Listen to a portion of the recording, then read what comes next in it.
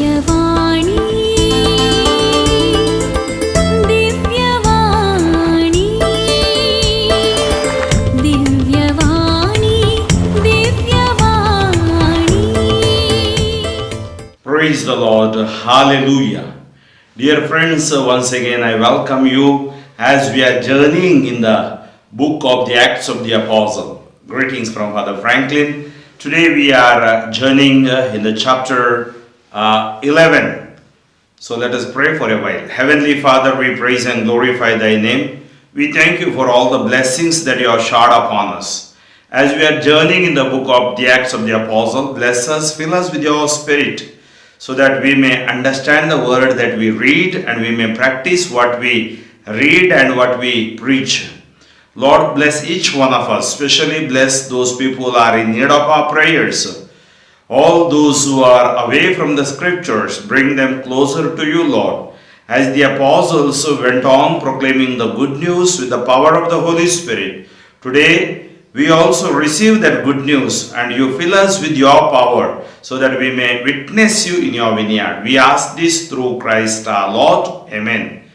Take chapter 11 verses 1 to 29, 30, 1 to 30. We have two things here. Peter's report to the church at Jerusalem, and second, the church in Antioch. Now, the apostles and the believers who were in Judea heard that the Gentiles had also accepted the word of God. So when Peter went up to Jerusalem, the circumcised believers criticized him, saying, "Why did you go to uncircumcised men and eat with them?" Then Peter began to explain it to them step by step, saying, "I was in the city of Joppa praying, and in a trance I saw a vision. There was something like a large sheet coming down from heaven, being lowered by its four corners, and it came close to me. As I looked at it closely, I saw four-footed animals, beasts of prey, reptiles and birds of the air. I also heard a voice saying to me, 'Get up, Peter, kill and eat.' But I replied, 'By no means, Lord, for nothing profane or unclean has ever entered my mouth.'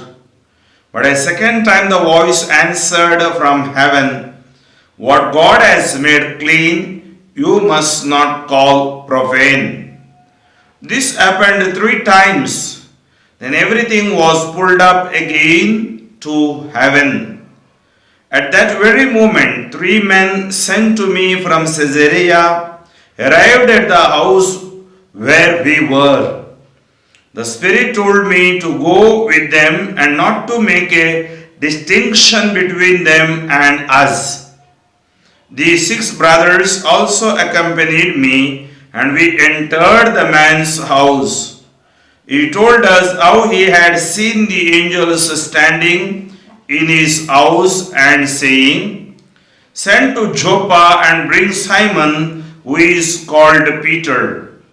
He will give you a message by which you and your entire household will be saved.' And as I began to speak, the Holy Spirit fell upon them just as it had upon us at the beginning.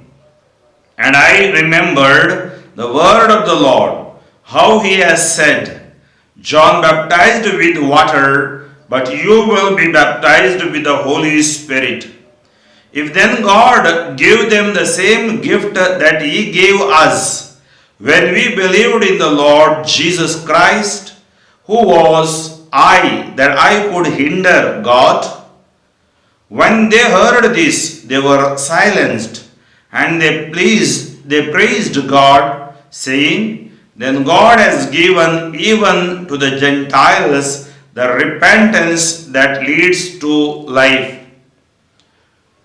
Now, those who were scattered because of the persecution that took place over Stephen traveled as far as Phoenicia, Cyprus, and Antioch, and they spoke the word to no one except Jews.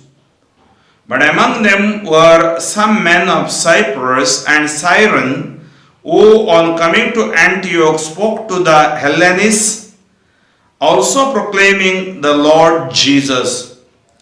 The hand of the Lord was with them, and a great number became believers and turned to the Lord. News of this came to the ears of the church in Jerusalem, and they sent Barnabas to Antioch. When he came and saw the grace of God, he rejoiced, and he exhorted them all to remain faithful to the Lord with a steadfast devotion. For he was a good man, full of the Holy Spirit and of faith. And a great many people were brought to the Lord. Then Barnabas went to Tarsus to look for Saul. And when he had found him, he brought him to Antioch. So it was that for an entire year they met with the church and taught a great many people. And it was in Antioch that the disciples were first called Christians. At that time, prophets came down from Jerusalem to Antioch. One of them, named Agabus, stood up and predicted by the Spirit that there would be a severe famine over all the world. And this took place during the reign of Claudius. The disciples determined that according to their ability, each would send a relief to the believers living in Judea. This they did, sending it to the elders by Barnabas and Saul. Friends, as we are entering into this word of God, and today we see as the experience of Peter in the chapter of 10, 9th chapter, we had the conversion of Saul and he becomes Paul. Then in the 10th chapter, the episode speaks about Cornelius, centurion, and God makes Peter to go to his house. And that disturbed the community in Jerusalem. They could not digest. Sometimes it is very difficult to receive the newness in our lives.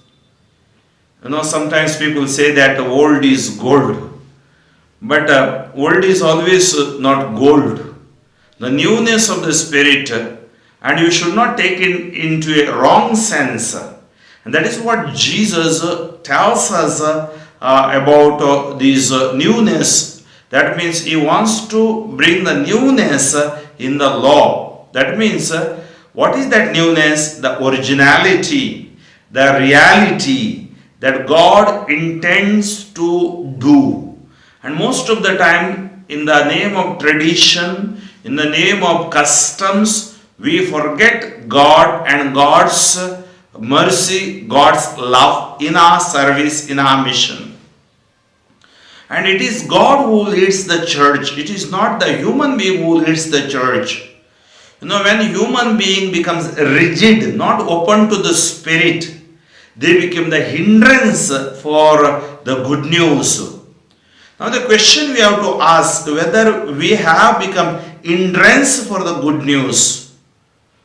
We know sometimes this charismatic type of prayer, when it starts, there are a lot of hurdles from within than outside. Why? Because they are not ready to accept the newness. Maybe some prejudiced ideas that they have. Maybe somebody have told it is not good. But unless and until you experience it, unless and until you will sit and dialogue with such people, you will not understand. That's why we should allow newness to enter. In the name of newness, we should not forget God, not forgetting, the salvation of Jesus. So centrality of our mission should be Jesus always, and the Holy Spirit, the triune God. And without that we don't have anything. Newness, in the name of newness, we should not keep Lord away, the scripture away. No, not at all. I never meant that. That's why here what happens, these people, those who are in Jerusalem, they were a bit disturbed with the acts of Peter. How did he go to uncircumcised people and how could he eat with them? Jesus was eating with everybody. Jesus was meeting everybody. Jesus was greeting everybody. Jesus was passing even through Samaria. Slowly the people, they become very rigid in the name of, sometimes these traditions and customs. They like cocoon, they sit inside and they don't want to grow. They don't want to bring other people. That is the reason Jesus came to this world to save the people. Our main ministry mission is salvation. The salvation is very important. Everyone should attain that salvation by believing in the Lord Jesus. Now the apostles and the believers who were in Judea heard that the Gentiles had also accepted the word of God. So believers in Judea, they also heard that Gentiles accepted the word of God. So when Peter went up to Jerusalem, the circumcised believers criticized him. The circumcised believers criticized him. See, they think that they are greater than Peter. Sometimes we think that we are greater than, Lord. We can't do that. We have to understand. Okay, sometimes their mindset is like that. It's very difficult to change the mindset. Unless and until the Holy Spirit, if He doesn't enter, it's very difficult to change. So when Peter went up to Jerusalem, the circumcised believers criticized him, saying, "Why did you go to uncircumcised men and eat with them? Why did you go with them?" Then Peter began to explain it to them step by step. Peter was so calm, so cool, because Peter had experience. They didn't have experience. Now when people accuse you sometimes, you have to be very, very patient enough to listen. Patience is the greatest gift for us. If you don't have this patience, then you will become patient. Sometimes people will misunderstand us. And we need, especially those who are in renewal, they need much more patience than anybody else. Sometimes we lose our patience. And we think that why for us this chance is not given or opening is not there and this is what, correct, everything is correct.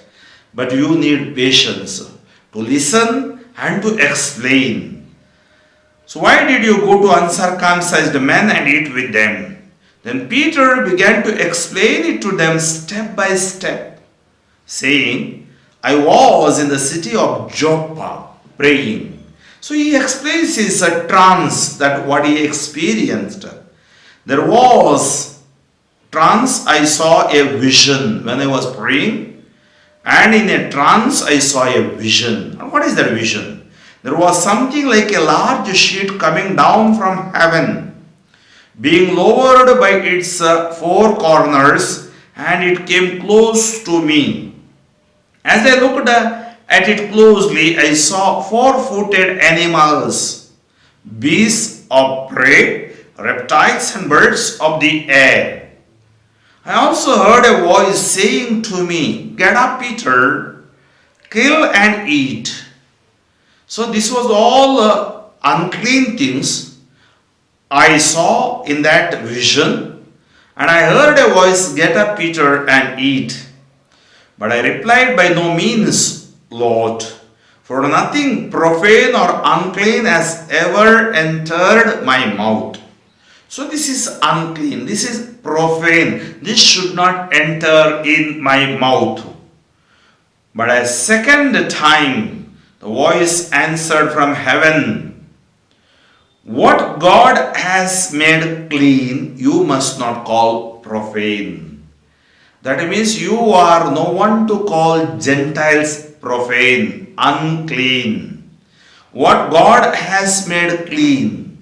That means they may be unclean because of their traditions and customs and their beliefs, but they were made clean by me. Now, due to ignorance, the ignorance is around them. Now, you have to go with the Spirit. So, this is what it means. What God has made clean, you must not call profane. This happened 3 times, then everything was pulled up again to heaven. Everything was pulled up again to heaven. At that very moment, 3 men sent to me from Caesarea arrived at the house where we were.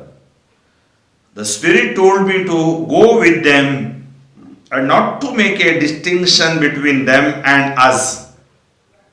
These 6 brothers also accompanied me, and we entered the man's house.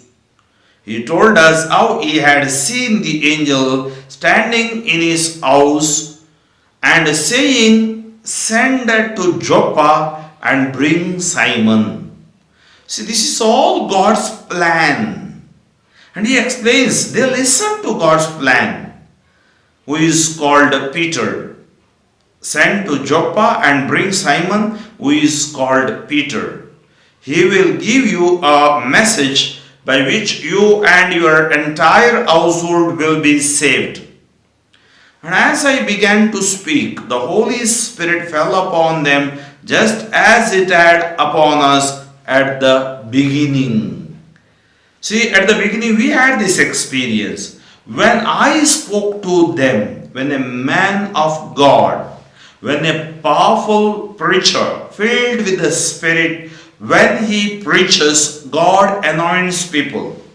That's why we need not wait there who will rise, who will fall, who will walk from the wheelchair. No, everybody will get this, the power of the Holy Spirit.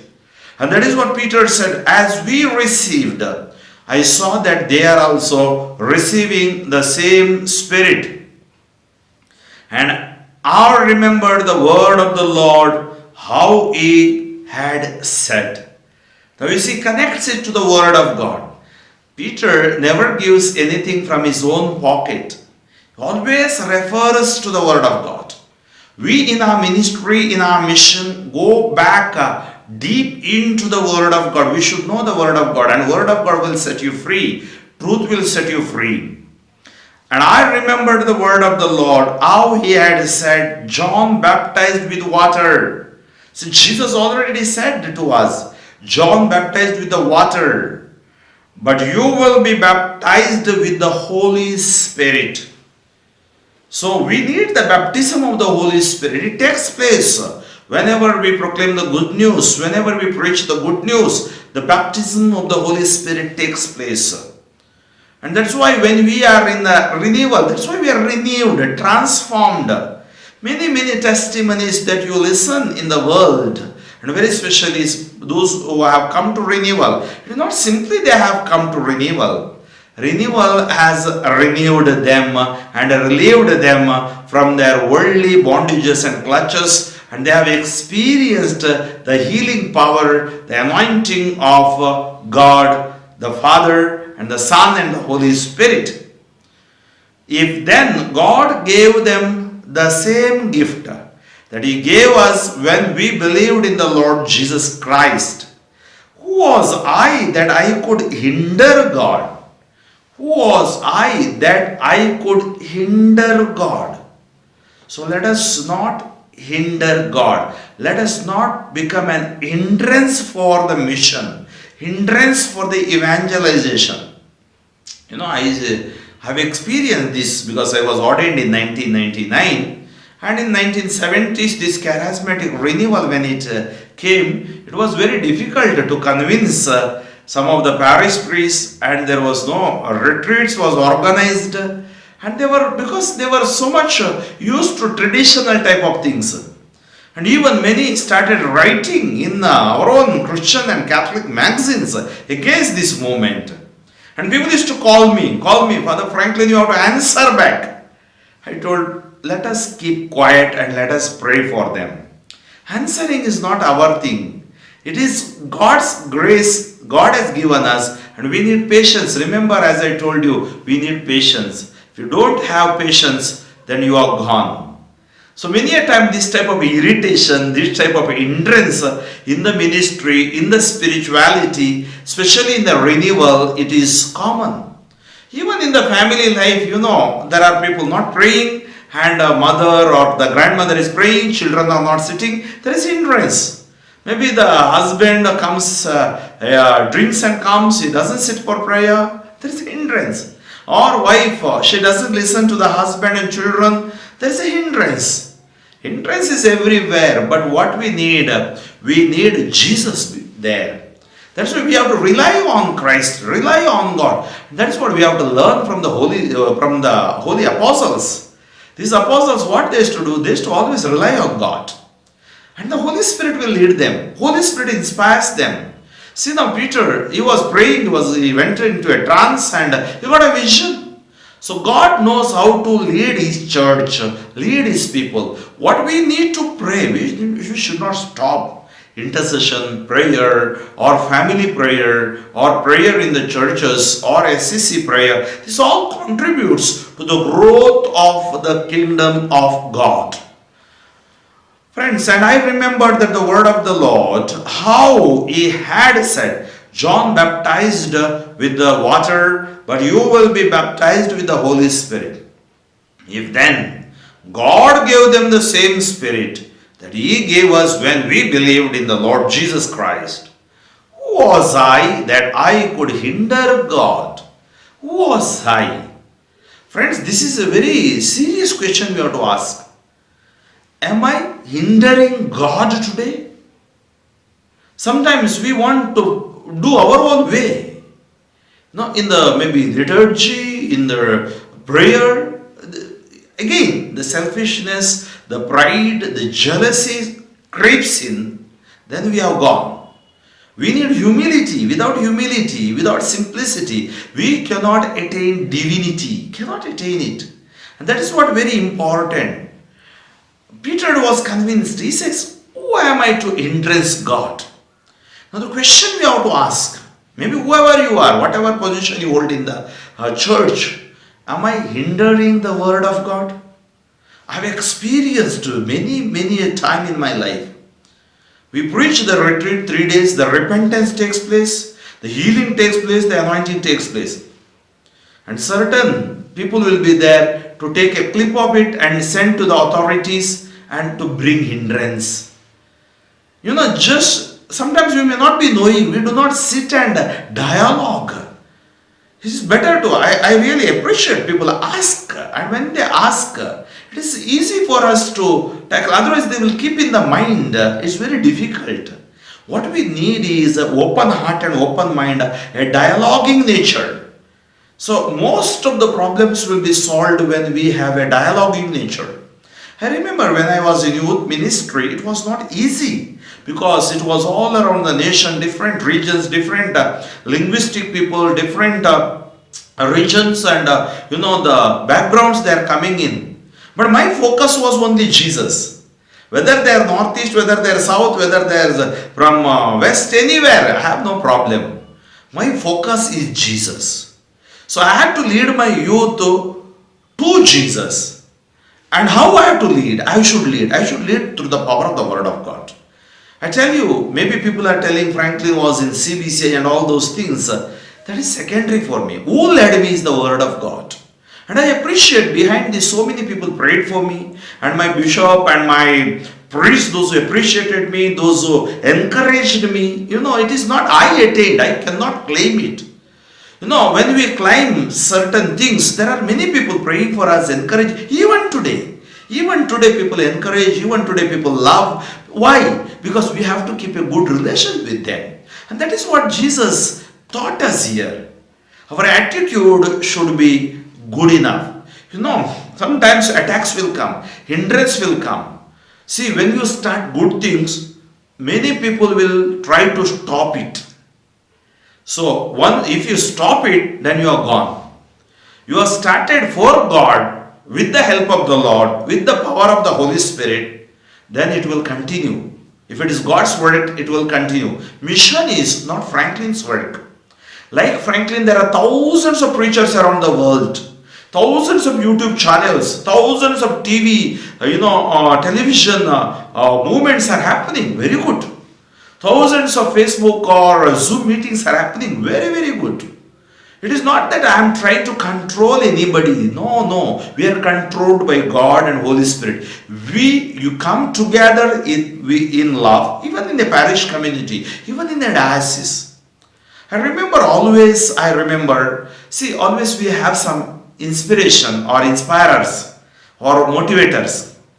For me, the one motivator is my team member, a layman, always who inspired me, Brother T.K. George. He has been in the ministry more than 30-35 years now. I'm just for 22 years, but even he calls me, respects me, loves me, because we are in the same team, Jesus Parsha. He told me, Father Franklin, whenever I took this youth ministry, I used to ask him to pray. Whenever I went to any parish, I asked him to pray. He told me only one thing. The greatest commandment you should never forget. What is the greatest commandment? Is love. Whatever might come in your parish community, whatever might come in your preaching ministry, whatever might come in the youth ministry, you should love like Christ. I tried. I'm not perfect. I'm not a saint. But even wherever you are in the National Service Communion, Regional Service Communion, Diocesan Service Communion, or you are in ICYM, YCS, you are in the Catholic Sabha, you are in SCC, or in various commissions are there, Labor, Family Commission, Justice and Peace, Social Work, what is important? Important is love. Whatever you do it with love. People will make mistake. Sometimes I see when people are make mistake that they say they put on us. No problem. Somebody made a mistake, they put on Jesus. Youth will make a mistake, they put on the youth director. I know how difficult it is to be a youth director. How difficult to manage any commission. You are a director. But what you need is love. We are there because of Christ. Never ever forget. And I think Peter is the right person here. He knew, he is convincing them it is because of Christ these things have happened. Not because of my knowledge, not because of my talent. So what we lack sometimes in the ministry or in the mission or in our renewal is the love of the Lord.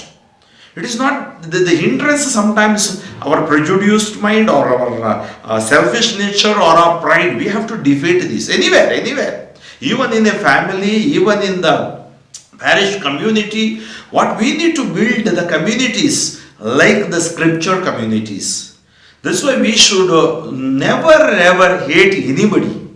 So when I was in youth movement, I used to have a lot of movements.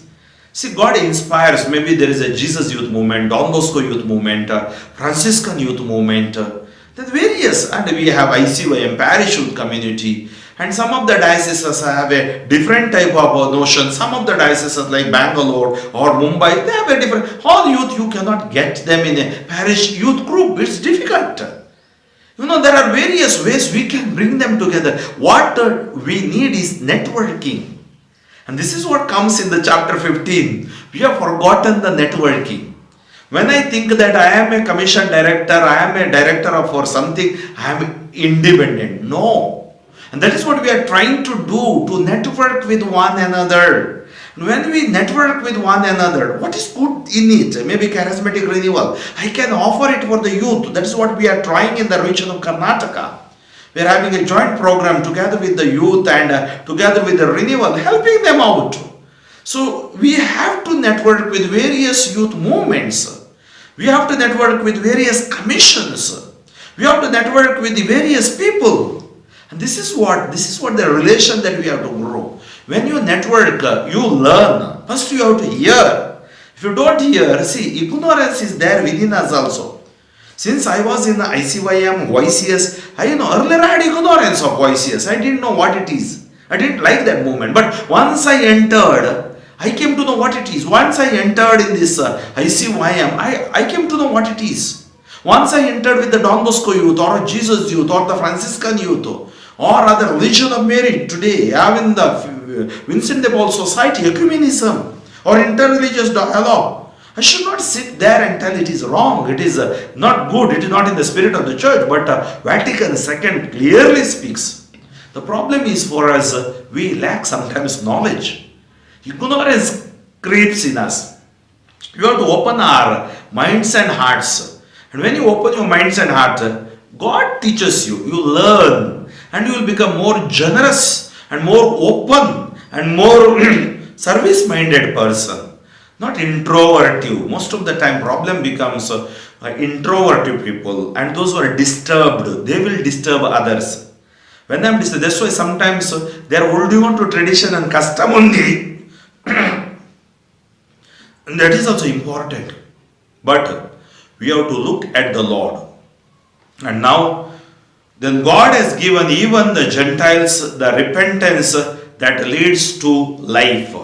Dear friends, as we continue verses 19 till 30th, the church in Antioch. How the church grows in Antioch. Now those who were scattered because of the persecution that took place over Stephen traveled as far as Phoenicia, Cyprus and Antioch, and they spoke the word to no one except Jews. So they spoke the word to the Jews, those who are scattered. But among them were some men of Cyprus and Cyrene, who on coming to Antioch spoke to the Hellenists, their Greeks, also proclaiming the Lord Jesus. It's very important. This word of God goes to others also. The hand of the Lord was with them, and a great number became believers and turned to the Lord. Great number became believers and turned to the Lord.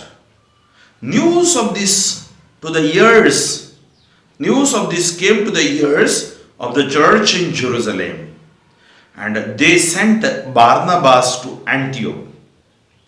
Barnabas who introduced Saul to the disciples, and this Barnabas has a very important role. I was lucky enough to go to his church in Cyprus. This one part is of the Cyprus is under the Turkey invasion they have taken, and still these people feel that has to come back. There is a political problem, and Barnabas' church is there. I visited their church, and really this Barnabas has a very important role in the ministry in the Acts of the Apostles. The hand of the Lord was with them, and a great number became believers and turned to the Lord. News of this came to the ears of the church in Jerusalem, and they sent Barnabas to Antioch. Because they knew about Barnabas, they sent him to Antioch. When he came and saw the grace of God, he rejoiced and he exhorted them all to remain faithful to the Lord with steadfast devotion. So he told, remain faithful to the Lord with steadfast devotion. For he was a good man. Barnabas was a good man, full of the Holy Spirit and of faith. So he was a good man, full of the Holy Spirit and of faith. And a great many people were brought to the Lord. Great many people were brought to the Lord. Then Barnabas went to Tarsus to look for Saul. And when he had found him, he brought him to Antioch. See how his generosity. Saul, in the beginning, he became a Paul, and then he had no ministry, maybe going and testifying here and there. Slowly we start our ministry like this. Then he brings him to Antioch. And there, so it was that for an entire year, they met with the church and taught a great many people. And it was in Antioch that the disciples were first called Christians. So now the fruit of the mission of Barnabas and of Paul, also the blessing of the apostles, the first those disciples called as Christians. That's how the name Christians come. And it was first in Antioch that they were called Christians. At that time, prophets came down from Jerusalem to Antioch. So prophets used to come down from Jerusalem to Antioch. One of them was Agabus, stood up and predicted by the Spirit that there would be a severe famine over all the world, and this took place during the reign of Claudius. The disciples determined that according to their ability, each would send a relief to the believers living in Judea. So this helping nature, now today we have the various collections in the church. You see the Mission Sunday or maintenance of the Holy See, hunger and disease, or Peter's Friends, Holy Childhood. Various collections we have for what? We as a church, we put together, and at the end it goes where it is supposed to reach. From there it is distributed. And especially in the room we have various departments which deals with such things. And that is the reason we may put some money, but that matters a lot when it comes together. And now what did they do? The disciples determined that according to their ability, see, you are according to your ability, each would send a relief to the believers living in Judea. During this pandemic, we did a lot of things, distributing the food kits to others, or if there is a cyclone or earthquake, clothes and other things that we have sent, and so many associations joining together or NGOs helping out. We need this type of help and uplift the people, those who are suffering. This they did, sending it to the elders by Barnabas and Saul. See, always they did sending it to the elders, Barnabas and Paul. Then it was distributed. In the church also we do like that. We collect it on Sunday, we send it to the diocese, it goes to the procurator. From there, with the consent of the bishop, it goes to, supposed to reach where it will reach. So from there it is distributed to those people who are really needy. Dear friends, let us thank the Lord for this inspiration that He has given us today through the chapter 11. We thank God for revealing us various things through the scriptures, and especially through the Acts of the Apostle. Acts of the Apostle is the Acts of the Holy Spirit. You know how Holy Spirit leads and guides and binds them together, and He blesses them. Let us pray to that Spirit, and we will be filled with that Spirit. Let's close our eyes for a while and pray. Pour out your Spirit, pour out your Spirit, pour out your Spirit on me. Jesus, pour out your Spirit, pour out your Spirit, pour out your Spirit on me. Spirit, move in this temple. Spirit, move in my heart. Spirit, move, I am calling. Spirit, move, I am here. Spirit, move in this temple. Spirit, move in my heart. Spirit, move, I am calling. Spirit, move, I am here. Pour out your Spirit, pour out your Spirit, pour out your Spirit on me. Jesus, pour out your Spirit, pour out your Spirit, pour out your Spirit on me. As you pray for your anointing, all together sing it together. Pour out your Spirit, pour out your Spirit, pour out your Spirit on me. Jesus, pour out your Spirit, pour out your Spirit, pour out your Spirit on me. Hallelujah, hallelujah, hallelujah. As Peter proclaimed the good news and those Gentiles were anointed, Lord, today all those who listen to the word of God, Lord, open up the heavens and bless them. Fill them, baptize them in the power of the Holy Spirit.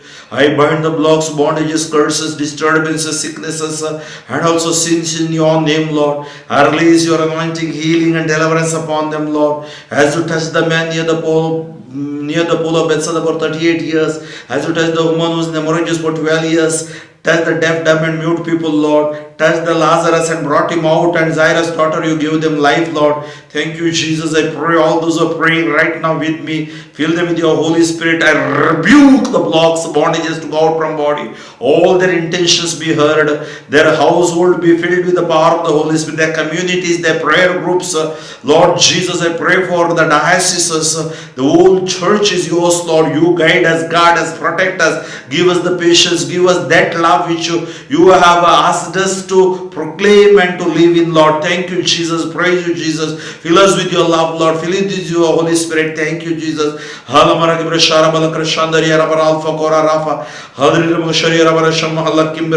Touch them, Lord. Anoint them. Fire upon them, Lord. Hallelujah. Hallelujah. Pour out your Spirit.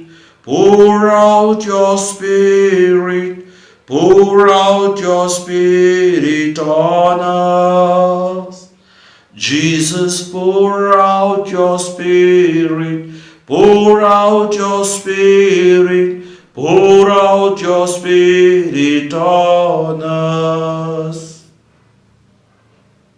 We commend ourselves into the hands of the Blessed Virgin Mary and pray together. Hail Mary, full of grace, the Lord is with you. Blessed are you among women, and blessed is the fruit of your Jesus. Holy Mary, Mother of God, pray for us sinners, now and at the hour of our death. Amen. The Lord be with you, and with your spirit. May Almighty God bless you, the Father, and the Son, and the Holy Spirit. Amen. God bless you. Dear friends, kindly forward this message to your friends. So that is kind of a retreat. You can experience God's power through especially as you journey in the Word of God, and especially to the Acts of the Apostle. Also, you can contact me for your prayers. It is there, my number is there, and you can visit my website www.fatherfranklinfranklin.org. May God bless you. Divyavani.